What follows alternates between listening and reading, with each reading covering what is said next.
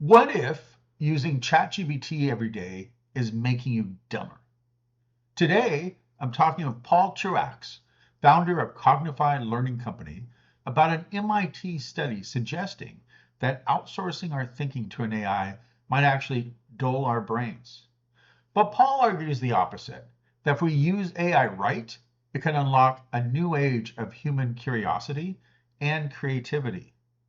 Here's the moment that stopped me in my tracks during our conversation. Yeah, I think that's exactly where the future of work is going to go. And everybody has their minion army. So the only thing left is how good are you at commanding that army? Right. How deeply do you know the what and the why behind what you're doing? Yeah.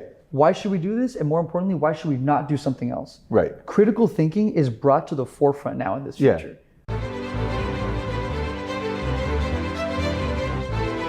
This is the OpenAI Changes Everything podcast with your host, Stephen Walther, where we explore how OpenAI is transforming the future of humanity.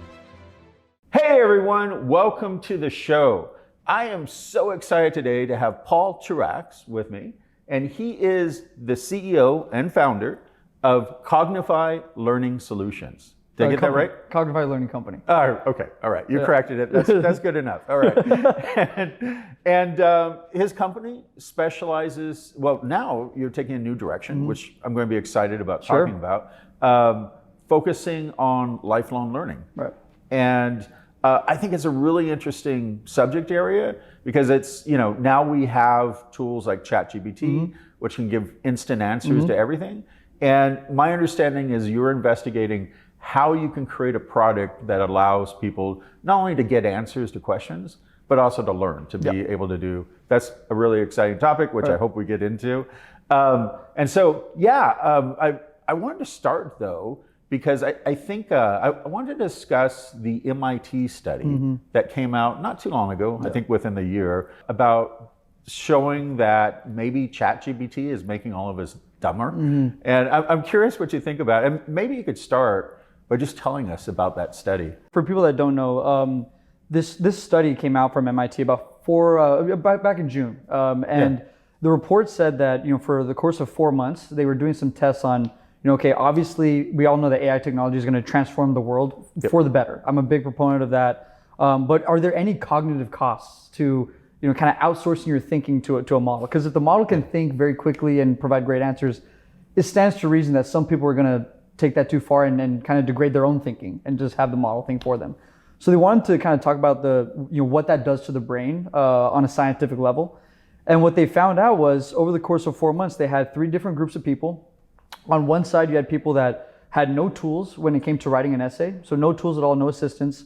The second group had typical Google search. So nothing crazy, typical search engine. And then the third had ChatGPT, and they were told to rely heavily on ChatGPT for ideation, creating the drafts. Basically, they're just prompting a quick prompt and having the model do the rest.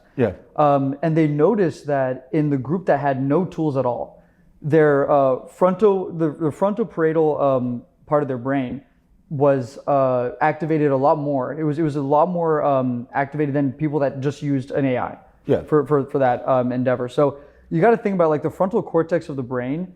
What happens there when you don't use it as efficiently as you should is your creative thinking goes down, your cognitive thinking goes down. So we're not only talking about creative thinking, but we're also talking about idea generation. So there goes your all of your logical reasoning basically. So I think that there's pros and cons to AI technology. That is one of the cons, because you got to think about it. Stephen, if someone came in here right now and said, hey, God forbid, somebody that you love is experiencing this, cognitive decline, and they're not able to think as critically, they're not able to think as creatively. The next question would be, okay, what do we do? What do we do about that? How do we solve that? And one of the other really positive things about this study was that they found out that if you created the first draft of the essay yourself, the initial ideas, you did that, and then you used AI to refine that draft into a final product. Your brain was more engaged than if you used no tools at all. So your brain was more engaged Yeah. when you did that Yeah. than with any of the other situations, which I think that's very positive. Yeah. I think it's a testament to what happens when humans and AI work together, in my opinion. Okay, so it wasn't like completely ChatGPT is bad, it's going to make us all into, zombie idiots. Right. It was more like, it actually could be positive if it's used in the right way. Right. Which is, so I mean, so it's not completely pessimistic view of AI. Yeah, and it shouldn't be pessimistic. Yeah. Like it's all about how you use it and what the incentives are when you're using a platform. Is the incentive to outsource your thinking? If so, that's probably a bad product. Yeah. There should be some cognitive involvement. Correct me if I'm wrong. Yeah. I mean, I like the phrase. I think they used cognitive offloading. I think that was their favorite phrase, which is great. I'm going cognitively offload to my AI. But I struggled a little understanding sort of the study because on the one hand, I mean, they showed less mental activity, all that stuff going on. The EEG, wasn't spiking as much when you're using ChatGPT versus writing by hand. But isn't that kind of the point? A little bit of a tool is to reduce cognitive effort. I mean, wouldn't it have been a fail on the part of ChatGPT if they didn't make this process easier? And so I guess I felt I had somewhat mixed feelings because, I mean, the whole point of using a tool is to make things easier. Yeah. So I wasn't quite sure. I wasn't quite sure how to interpret the study, or if it had the really negative, because people have been freaking out about the study. They've been saying, this is going to make all of our kids stupid, everyone on earth stupid. We have this. But on the other hand, I mean, it's not like, just the fact that it makes things easier doesn't necessarily mean that, because if you discovered that you put in the exact same effort when using ChatGPT, why bother use ChatGPT at all? I mean, so I'm curious what you think about that. Yeah, I think people should be concerned, with the tool itself. I would say. Yeah. Where are the incentives?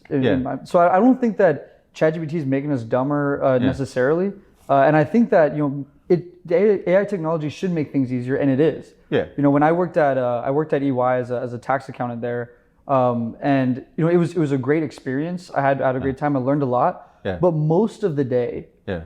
And the night, like we're talking about, 18-hour days sometimes, very nutty. But most of that time was really just kind of doing mundane work, prepping a tax form, wondering why it's $1 off, and usually it's like a software issue. It's not even like a tax related or accounting related issue. Yeah. But that was the work. Yeah. A lot of that work was mundane work. Right. And I think, AI technology is going to be able to take that out. Yeah. So that's going to make our life a lot easier. Yeah. And also, I feel like, AI is getting smarter and smarter to where it's going to go beyond just the mundane. Yeah. But we should be incentivized and have a platform where it's very easy for you to have that conversation and go on a deeper dive with that model. If we have infinite knowledge, we can talk to Albert Einstein. Right. Let's have that chat. Are we just going to use him for like quick one-off answers? We could, absolutely. Right. But I want to learn from that person. I want to be able to take notes on what that person says, reflect on what that person says. And I think that, something like that is more appealing to somebody like myself and to a lot of other people out there that, when you look at somebody who's like a genius at something, going back to my experience at EY or in private equity, you see these people and you're like, how do I go from here to there? Right. How on earth did you start where I am and now you have all these expertise? I want to get there. Right. I want to get there. Right. Whether it's for a hobby or it's for your career. And I think there should be a platform for that where you can talk to something that's extremely knowledgeable. It takes the mundane work out of it so you could think creatively alongside that model instead of outsourcing your thinking to that model. That's the way a tool like that is very enticing to me. It makes me sad. And I think I'm with you on that. I mean, my grandfather spent, a big part of his life shoveling coal. That's what he did. It's a incredible backbreaking manual labor out there shoveling coal, not a great career choice, I mean, but that's what the time period he was growing up. A lot of people did very, manual labor. We didn't have all the machines. We didn't have backhoes. We didn't have all of the equipment that we have. In fact, I can even hear it going on out there all the time, all these, back in like the 1930s, that'd be my, grandfather down there digging out those holes, building those buildings. But, so I think some of the time when I hear people like express all these fears about AI making us dumber and, taking away like, things that people like to do, I keep thinking, like machinery in the past has done the same thing for things like manual labor. And I'm sure my grandfathers would be very happy to be sitting in an air-conditioned, some sort of machine, digging the holes. And for him, that would just be a win. So I get that. I get AI can it can get rid of what you were calling the mundane work or the toil in EY that you had to go through. And that just seems for the better for everyone. No one wants to suffer through that. But I think the worry that people have is, so what you're really talking about here is like sort of the difference between automation and augmentation, right? And there seems to be two different narratives going on with AI right now. Some people talk about, and I've heard you bring this up as well, that, either AI will completely automate out, some of these different types of work, like your EY work that you're doing, or they're augmenting. And when you were talking about becoming a super genius, it sounded like you were more on the So I'm curious, what do you think about that? I mean, is it, because I feel almost, and I'm not a conspiracy theorist, but I'm a little bit of conspiracy theorist, a little bit. But I do worry that large companies like OpenAI and Microsoft and Google are very heavily promoting the co-pilot idea or the augmentation idea, because it's in their interest not to, basically freak out everyone in the public and saying, we're going to automate away your jobs. That's not a very good, slogan for a large company. But I do worry that might be the outcome. So I'm curious, I mean, where is that line between augmentation and automation? Yeah, well, I think well, first of all, going back to you said it was your grandfather. That's right. Yeah. So he, there's a lot of people that have been talking about that, like what tools did. You think about farming. Not too long ago, almost everybody that we knew was a farmer. Like we were big on agriculture and everything. Now a lot of that is machinery. So it's very hard to come by a traditional good farmer nowadays. Right. Same thing for your grandfather. And I think when the physical labor was automated and that was kind of taken away, so to speak, it was kind of interesting because I was reading a report about that. And you saw a rise in the fitness industry right around the same time. That's crazy. And this report correlated both. It was insane. Because the fitness industry, like gymnasiums and everything, these gyms were growing at like a 2% growth rate every year up until like the 60s and 70s. That's when physical labor started to get outsourced to machinery. And all of a sudden it went to like 10% growth rate. And it was correlated between those two things. So people always want to seek out, physical activity, and the same thing is going to go with thinking, and imagination and curiosity. Now, going into your question about augmentation, automation, the way I see it, I wonder what you think about it, but the way I see it is, the mundane work is going to go away. It's going to leave us to create, think very creatively, very critically about the what and the why behind what we're doing. So we're still going to, for example, in my situation, if I was still at EY. Now and into the future, I would still be there and still be working in the world of tax. But I'd be able to be more of a strategist and a director. So I could strategize the overall plan, delegate certain tasks to AI agents to take care of the mundane work, and that's my job. I'm a true knowledge worker now. And that's where I think we're in the age of augmentation right now with that. Now, the fact is, a lot of things are going to get automated away in the future. I don't think it's going to happen nearly as near in the future as people think. Some people are like, oh, this is going to happen, next week. I don't think it's going to happen like that. I think it's going to take about a decade. But that's when you'll start to see automation start to happen in, knowledge work and everything. And I think ultimately, to put on the sort of a tinfoil hat, but I think eventually automation will happen when we're ready for this age of hyperabundance. When AI models can operate on their own, and they will be able to, soon. Not in the next decade, but after that, there will be an age of hyperabundance is what I'm thinking about. Everything that we want to have, we could have. Costs are going to be way, way down. And at that point, we're going to head into something called Curiosity 2.0. I don't know if you're familiar with this, but no, I'm not. It essentially says that the information age is going to be over. It's all about the engagement age. Everybody has access to all this knowledge. Everybody is living in hyperabundance where you can get something. If you want something, you can get it. So now it's all about the engagement. How do you engage with that information? How do you apply it in your own life? And AI, when it automates everything, it shouldn't be seen necessarily as a bad thing, because if we're able to accommodate that hyperabundance in our society, then AI becomes a window into new explorations, new discoveries, the discovery of new physics, the discovery and colonization of new worlds. That is real now. Yeah. And it's going to come much faster with this technology than without it. So when I look at, my nephew was born 2 days ago. Oh, and I think about, congratulations. I appreciate it. Life is getting real. Yeah. But I think about his life and how he's going to grow up. Oh, yeah. AI is going to become a window into answers that we don't even know to ask the questions about yet. Yeah. And so if our lifestyle is able to be preserved through this hyperabundance, then AI is going to be a window into the most curiosity and thought-provoking discoveries we've ever imagined. That's the way I see augmentation happening now. And eventually there will be automation, but it won't be a bad thing. Let me push back. Yeah, please. I mean, I love the vision. Sure. And I agree with you.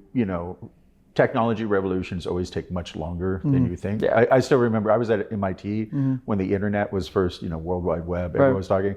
I assumed that like within a year we would all stores would close, we'd be doing everything online, schools would be transformed. Where are the flying cars at? Yeah, exactly. And it was like, no, it took like decades for, even basic things for like stores to get online. And there's still, the internet really still isn't in schools in the way that I would like. And, it takes a long time. But I guess the worry I have, the kind of Black Mirror worry that I have about what you're saying is, I've spent most of my life programming. I do a lot of programming. And that's probably the place where you've seen AI used most heavily first, not surprisingly, that industry. Yeah. And so I've talked to a lot of programmers about the impact of AI. And, at first, it was kind of like, it was a familiar tool. You'd be in a programming environment like Visual Studio or whatever, or VS Code, and AI would make helpful little suggestions, like an assistant that was definitely augmenting. It would say, oh, maybe you don't want to write the code that way. There's a better way to write that code. And it was great. Thank you, assistant. Thank you for improving my code. But now in the latest version of Microsoft Copilot, it doesn't even mess with that anymore. It just wants to write things from scratch. So it wants to write out not only whole functions, but whole applications. So it wants you to start out, now on GitHub, you have to tell it, you can start with a prompt and tell it what kind of application you want to build. And it's gone from being a helpful assistant, sort of augmenting, to really automating out programmers. And, I've talked to a lot of programmers about this, and the response is always, oh, well, it'll never automate architecture, because that's really hard. Need humans. But the problem with that is ChatGPT, of course, has looked at every GitHub repository ever created, and it knows a lot more about architecture than any single human could know. And I also worry about, I've also talked to, for example, like the former CEO of Kaiser. And one of his things, he shocked me when he said this, but he said, he would actually trust in a lot of circumstances an AI tool like ChatGPT more than a doctor, because unlike a doctor, ChatGPT actually knows all of the possible knowledge of every medical finding, and so I guess, sorry, this is a long question, but I guess where I'm getting at is there is this fear around everyone loves the idea of augmentation. ChatGPT will make me a super genius. I love that. Everyone wants to be a super genius, but there is this fear that will also just take away what you find valuable in life, right? That a lot of careers, not only programming, but maybe even being a doctor or being a lawyer, definitely a paralegal. A lot of these careers could just be automated off the face of the earth. And those are things that give meaning to people, right? It gives them purpose and gives them value in their day. And so I guess that's the fear, is like, where's that line where now, we're at that point where, we're automating out things that are really, really important for people. No, it's a real concern. I think with this technology, let's be honest. This is one of the first, if not the first technology where you really don't know what's going to happen in the future. You just don't know. There's indications of what's going to happen in the short term. Like we talk about augmentation, taking out the mundane, swapping that in with the more strategic and creative thinking. That's what's going to happen in the next few years for sure. But after that, who knows? But I think that people are very, very good at finding valuable positions in life where they can provide value in a very unique way. I mean, you got to think back, going back to the coal mining days, the days of farming and physical labor and things like that. When that was automated away, people were like, okay, wait, hold on, I'm in an existential crisis right now. I don't know what's going to happen. But people found purpose in more higher yielding jobs that required less physical effort, And on top of that, they got their physical health component from going to gyms and everything. Right. So people are very good at finding things that give them value. And there are jobs, there are positions of value. You can call them jobs, you can call them whatever you want. Yeah. But there's going to be positions of value for humans in the future that we don't even understand yet. Yeah. I think people are very, very good at that. Yeah. And a lot of people talk about that. So, is being a lawyer, is that your true passion? Probably so. Yeah. A lot of it is, you can also earn a very high income from doing that. But it's almost like, even below like the legalities, below like the code sections that you review, below, the regulations and everything. Under that, why are you doing this? Yeah. Why are you doing it? Is it because you want to help people? Is it because you like taking complex things and diluting them down to simple things for people? I think that underlying thing is going to get brought to the top now. Yeah. Because AI is going to allow us to anything we want to embark on. Yeah. AI is going to give us the tools to bring that to reality. That's in my really, opinion. that's So, a great idea. Yeah. Yeah. So again, Yeah. is it even going to be called a job? Right. I don't know. Probably not. That's but, a good point. I mean, the lawyers, and people have different motivations, but a lot of lawyers who are in it because they're concerned about like justice or human rights, or and you're right. I mean, a lot of the like learning all the case law, that's like tedium that they have to do to be able to do their true objective. Yeah. And so I like the way that you're like, I don't know, that you're angling this, because there was something similar. Let's switch context a little bit to. I've been spending a lot of time thinking about education lately and ChatGPT's impact on education. And of course, there's the standard example of, the kid's given a homework assignment, kid goes home, uses ChatGPT, generates the answer, but he brings it in, and then the teacher uses ChatGPT to grade it, and then no human is involved in this. Yeah, I mean, it's like, obviously that's like a useless, overall process. There's no point in writing the paper. There's no point in grading the paper. It's all the AI. So it seems silly.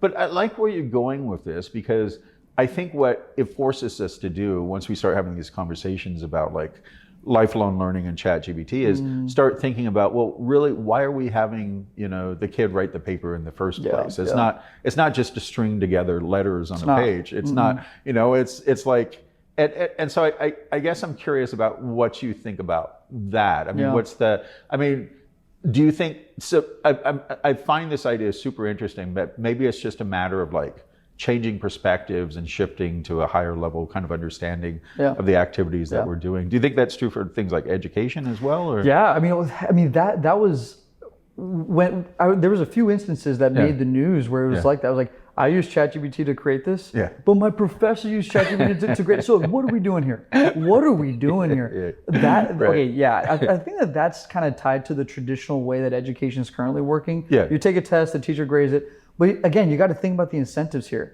For a student is very high stakes, and so like they find like they need to kind of just get the quick answer. Should that even be considered cheating anymore? I don't think so, if I'm being honest. I don't think so.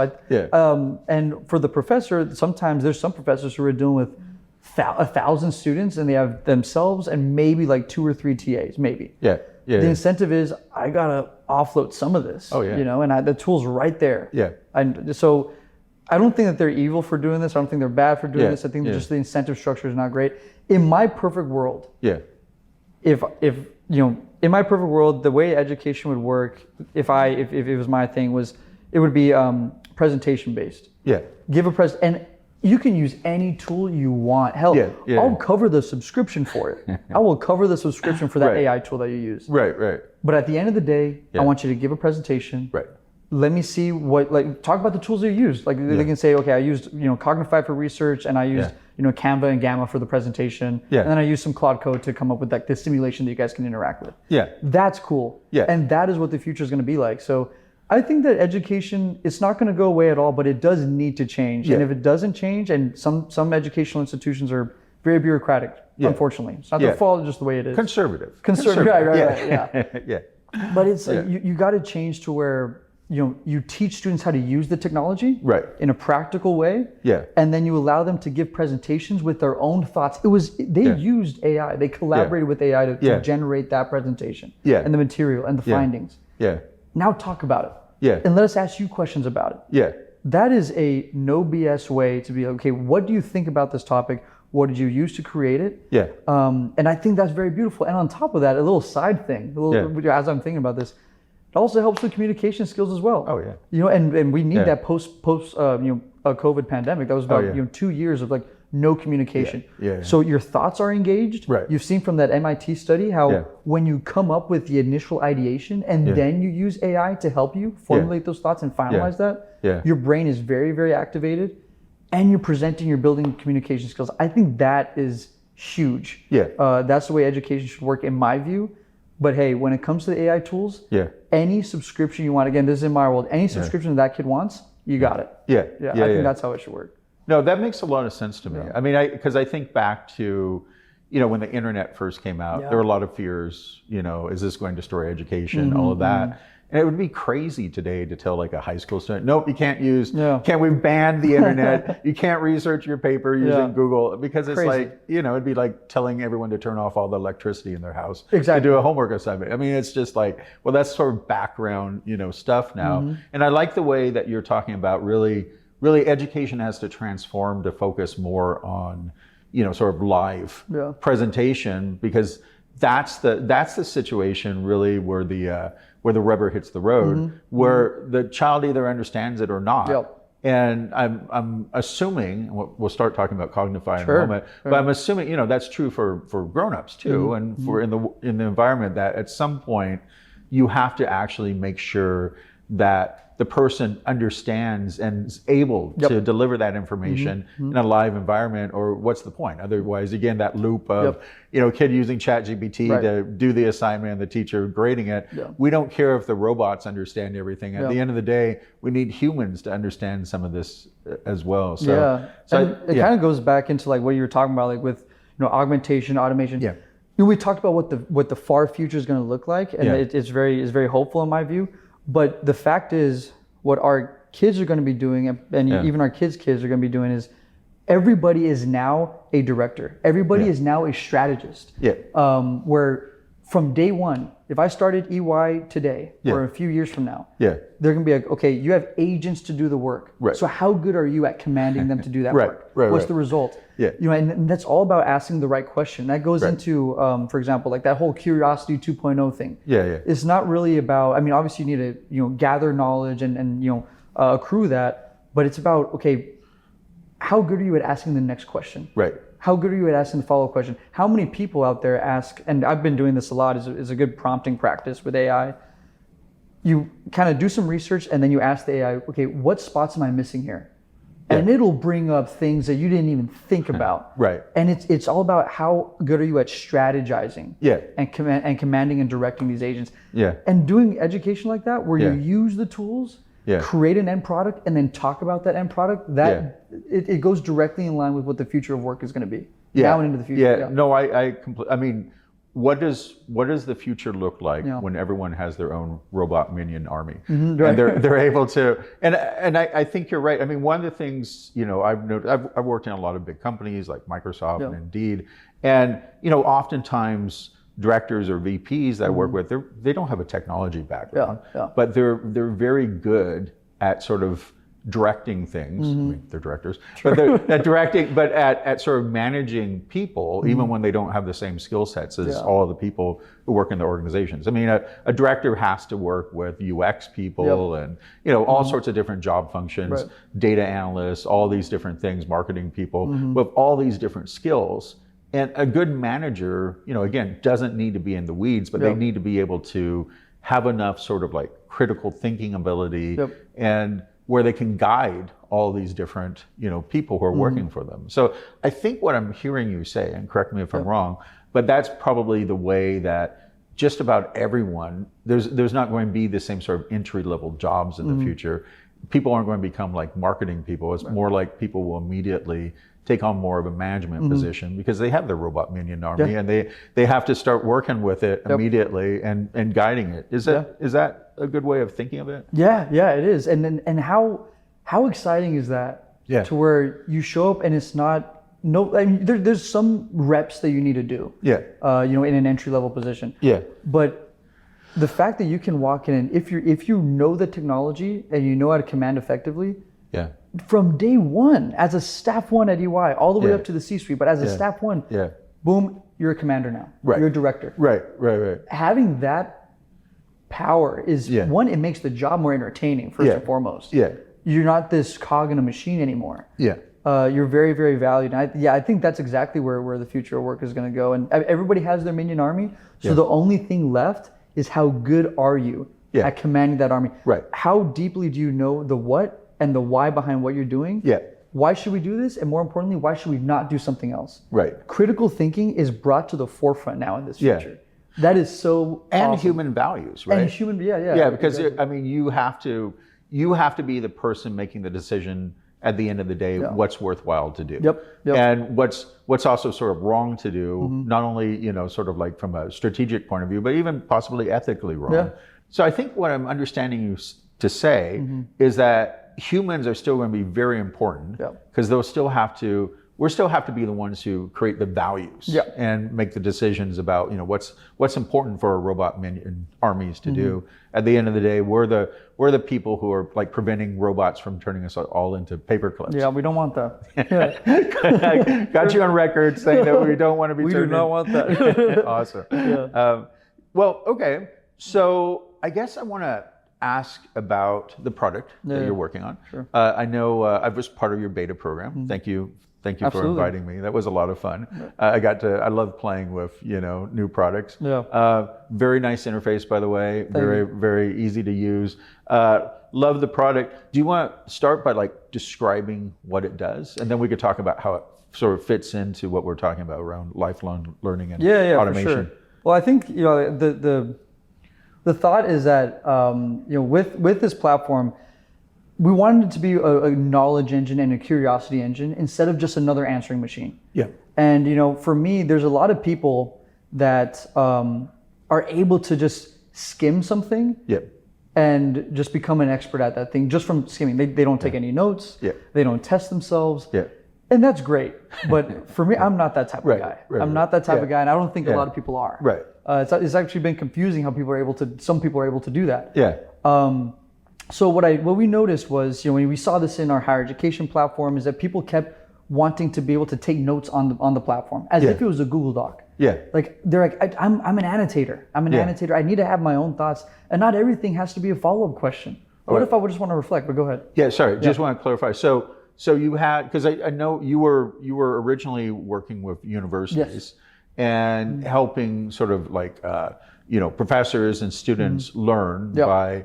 And you're saying that as part of that experience that you discovered that a lot of like students, they really wanted the ability to like take notes about what because they were using ChatGPT, but just getting the answers back from ChatGPT, it wasn't really helping them learn in the way that they wanted to. They needed that sort of back and forth. Okay, Right. just wanted to Yeah, exactly. And that was actually one of the we got a negative review one time, and I was like, well, let me look at that real quick. So I looked at it and said the AI like took me to the answer directly. Like after a few steps, it kind of just went directly to the answer. Right. So the review that we got was about it giving the answer very quickly instead of like helping the student, kind of like form their own thoughts. Right. And that gave me like kind of like some hope in humanity for sure when I saw that. Right. But yeah, so a lot of students, we always put it out like, okay, what should we be working on? Like, let me know what features you would like to see. Yeah. And unanimously, it was all notes. Interesting. I want to because if you look at a thing that can give you infinite knowledge, that's great. Yeah. But with these current companies, with these legacy companies like OpenAI and Claude, they have great applications. I will never stop using those applications. They're wonderful. Yeah. But I think that they're very big operations. They have a lot to focus on. Yeah. But one of the places where they're lacking is that once you provide the result or you provide the answer, the value kind of stops. They're kind of like, okay, now you kind of could do your own thing with whatever this answer is. Right. But my job is to give it to you, this answer. Again, I don't think that's a bad thing. Yeah, but give me something to where I can understand it at a deeper level. Right. Form my own thoughts around it. Yeah. And that's where we want Cognify to live. Yeah. There's a lot of companies say, okay, this is where with this platform, this is where knowledge begins and everything. That's what they say about their own platforms. But with Cognify, I think this is where knowledge thrives. Right. You get the answer. You get some research. You can have a conversation with AI just like you would with other platforms. Yeah. But now you have integrated note taking. Yeah. Where every note you take, you memorize things and recall things 4 times more. Yeah. But also, those notes that effort that you put in, Yeah.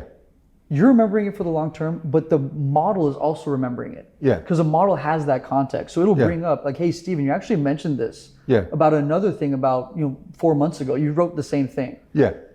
That is really cool because you're starting to have an assistant connect your own thoughts for you. Yeah. Which is really, really cool. So that I think that's going to increase your curiosity. It's going to increase your knowledge.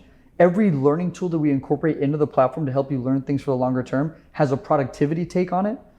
So for example, with notes, you can you say, hey, remind me to bring this up in the meeting tomorrow at 9 a.m. Nice. And it will be able to do that. So there's little productivity gains in there. Also the context of the notes, that's really great. We also have like goal mode, for example, where you can set a goal and the model will help you plan it out. Yeah. And then it'll track your progress with completing that goal. And I think that having a platform that is, we provide the best answers on the market, just like everybody else. Yeah. But we also focus on the user's ability to understand that material. That plays in with the augmentation era. Yeah. It plays in with the automation era when curiosity is going to be the most important thing that we have. Yeah. I think a knowledge engine, a curiosity engine needs to exist more than an answering machine needs to exist, in my opinion. Interesting. So let me try to reflect that back. Sure. I want to make sure I understand. So it sounds like what you're saying is, already, and this is kind of mind-blowing, but everyone has access to all the world's knowledge. And getting an answer right now, you go to free ChatGPT, you can get an answer to just about any question. You can learn about all of a hummingbird's, bones if you want to. It knows that. It knows every episode of Friends. It could, tell you what happened to Rachel. Yeah, that's important. Yeah, human cultural knowledge. But actual knowledge, we're now at the point where that's not something that's, it's sort of done. It's taken care of. What you're trying to do with your platform is say, well, that's just a starting point because we don't want to be in that weird loop we were talking about with like homework and, teachers. We want people to, just being presented with that information isn't enough to actually learn it and be able to, use it and utilize it and be able to navigate your life using it. Yeah. And so what you're saying is, we need to go that extra step beyond just getting all of because we already have access to all of human knowledge. We need to be able to create notes and, because that actually forces us to think through everything. It was like, I remember in the MIT study, they mentioned that they did that test and they discovered that a lot of the people who use ChatGPT couldn't even remember the paragraph, that they just wrote. Yeah, which makes sense. I mean, you push the button, it generates the essay. Why are you going to read through each paragraph? But anyway, but what you're talking about here is really forcing people to engage with the material. And I like the idea. I mean, I guess, one question that comes to mind is, you mentioned just using a Google Doc. Why not just use a Google Doc and take notes? Because I do that all the time, honestly, with ChatGPT. Because I either want to save it or, as you said, I want to structure it a little different so I remember it. So what's the advantage of using a platform versus just using a note-taking app? Yeah. Well, first of all, I was doing that a lot too. Like I was Control-C, Control-V, all these AI responses. But I think that there could be a lot more value in, for example, when you integrate, when you have these two platforms talk to each other, they're all under one roof. Yeah. An LLM with all the world's knowledge and a notebook for your own thoughts. Yeah. You can do a lot of things with that. So for example, one of the things is, notes as context. Again, I think that what we're seeing right now with our platform, if you have the right, third-party connectors, to your sources, if you want to hook them up, like, Zoom or Google Calendar or something like that, you could upload a lot of different files. That'll be great. So that brings us on par with the context of a lot of models out there today. Yeah. But if you use the notes as context, where every reflection you take, Steven, goes to that AI. Yeah. Every note that you take, the better the model gets. Yeah. All of a sudden, you have something that knows your thought process more than anything else on the market. Yeah. And that goes beyond just copying something into Google Docs and annotating it there. Right. So there's a double benefit there where as you take the note, it's getting ingrained in your brain in a very positive way. Yeah. But also later on, the next day, the next week, the next month, that note is gonna be brought up whenever relevant. And you're like, wow, like that's a contextual model that's better than anything I've ever seen. So the idea here is you're teaching the AI your perspective. Yeah, the AI is learning from your learning. It's learning your perspective on the information that you're learning, which is different from the actual data because you have a particular reason that you're interested in the data. You're going to use it in a particular way.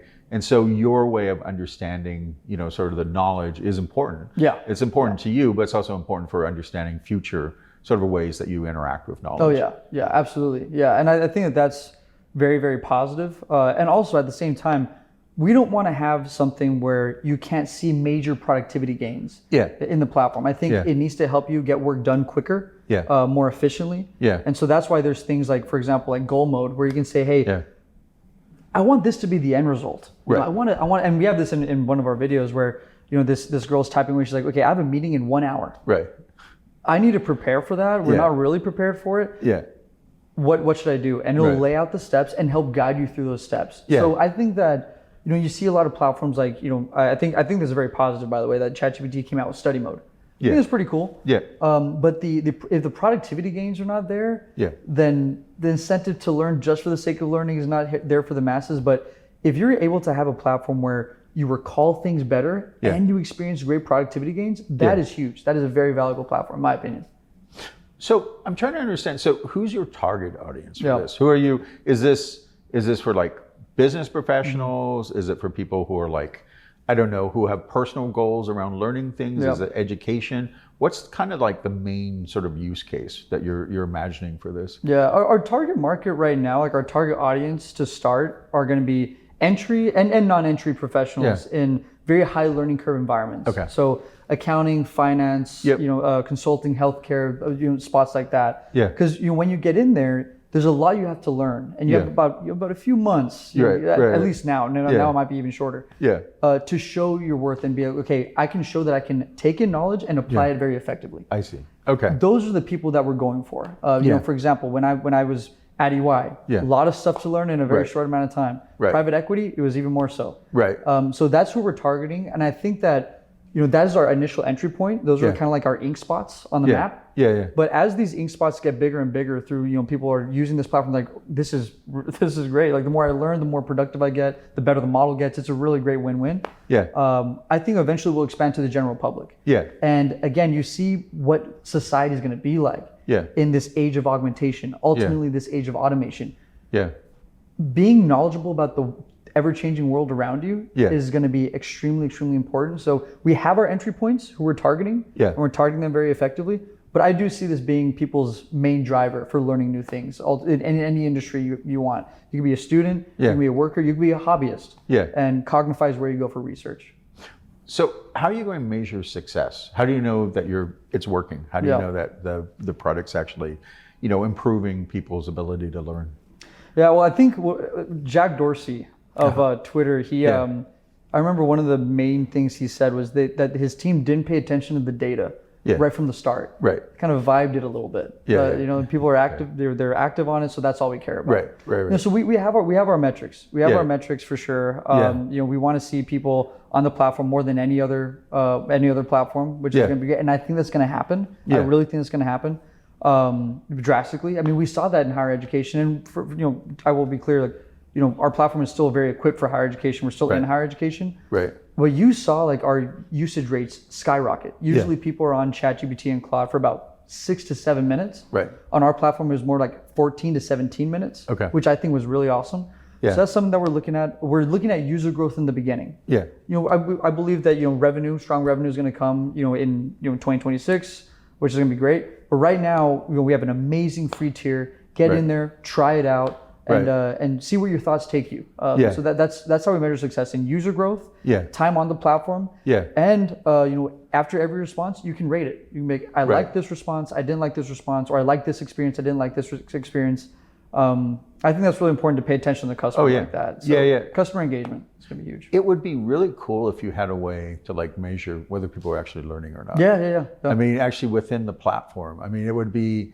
Because I mean, if I understand what you're trying to accomplish with this, which I think is a very worthwhile goal, is you're trying to transform people from sort of passive, automatons using ChatGPT to just be able to actually to reclaim their agency, be able to learn the stuff and be able to use the information they gain from ChatGPT in their life.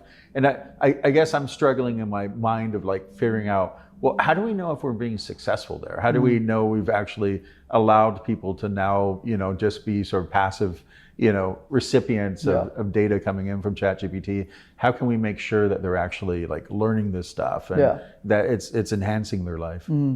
Yeah, well, I think that goes into just listening to the customers as much as you possibly can, listening to the users. There's okay, first of all, I don't know what it is about. I mean, Apple's great at making videos about their products and everything, but the Apple Watch. I get chills just thinking about it. I don't know if you've seen their promotions for the Apple Watch. No, I haven't. So they have a lot of like health benefits. You can take your heart rate and things like that. They, in their videos, when they come out with a new Apple Watch, I get it, it's to sell a product, but it's all user stories, real life stories, where they'll show like actual CCTV footage, if there is any, of someone who is in a dire situation and happens to get alerted from their watch, hey, you're suffering a stroke right now. And it'll call 911 for them. Those are all user stories that Apple had to, look into and get that feedback from. And it's extremely compelling to see how it's allowed people to have birthdays that they never would have had otherwise. That's what we're looking for. And there's going to be performance metrics. There's KPIs that are going to be achieved. And we have those objective measures in place. Absolutely. To gauge in our platform. But I think, from me, having something like that, that's the goal for me personally, is for us to have an authentic video like that, where we have countless users who are saying, because of Cognify, I was in this field, and then I had to reskill and upskill to this, and I didn't even know where to begin. And now I'm feeling more empowered. I'm feeling good. I'm able to put food on the table. I'm living the life of importance right now that I didn't think. Now I know how to get from here to there. Going back to my EY story with some of my colleagues there. I didn't even know how to do it, Stephen. I was scared about it. I was like, I think I'm over my, I'm way over my head on here. I shouldn't even be in this office. With this platform, I want to hear people say, like, I'm here now. I'm there. I feel comfortable. I'm thriving. I feel important. And that's what I'm looking at. Again, all the objective measures there, but the user stories. That's what you want those individual human case studies. To affirm that you're reaching the goal that that makes a lot of sense. And I don't care if it's not scalable. No, we're humans. We're driven by human stories. We want to. Well, so what's the future look like for Cognify? I mean, I know right now, beta period. Is it open beta? Can anyone join right now? It's an open beta. Open beta. That starts next week on the 20th of October. Very cool. So that's really great. You can go to our website, askcognify.com. So that's really great.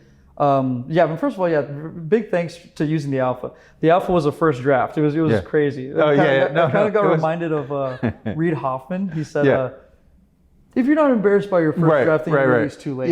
But that feedback, we have great feedback, which is awesome. So the beta is going to be on the 20th. And so when it comes to the future, I really want Cognify to be people's daily driver for things beyond just quick answers. Can we offer quick answers? Absolutely. Our latency is well below 1 second. It will get you that very, very quickly. But I think that the goal here is, when I was in university, I didn't get in right away. So Texas A&M should have said no to me because I didn't have the grades.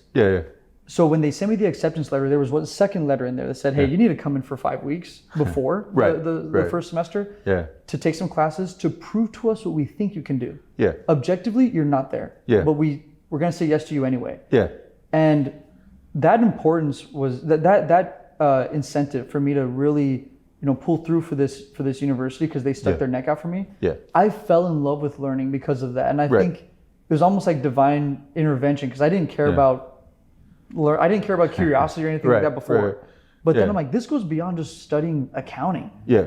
I'm learning things and I'm able to go out and apply those things in the real world. For myself and for my family. That's really cool. So I think that a platform that enables that, you have infinite knowledge, but you have the tools where you're able to formulate your own thoughts around that knowledge. I think that there's going to be a very exciting world around knowledge and curiosity. And I would like for Cognify to be the engine for that. So people's daily driver for research and learning new things in every single industry, that's what the future holds, I think. And I think people are going to look at Cognify and be like, these guys built that for me. it's not just about the model. It's not just about the answer. They built this for me. Right. That's what I want the perception to be. That's what I think the future of Cognify is going to be. Very cool. Well, I thank you for your time today. This was really interesting. Love the vision. Love everything about it. What's the website again? www.askcognify.com. So ASK Cognify, COGNIFY.com. Open beta. Anybody can try it. And we're really, really excited to bring this out to you guys and bring a true curiosity and knowledge engine to the world. Awesome. I'm very, very excited about it. Very cool. Yeah. Thank you, Paul. Thank you so much, Stephen. Really appreciate it. Looking forward to next time. Yeah.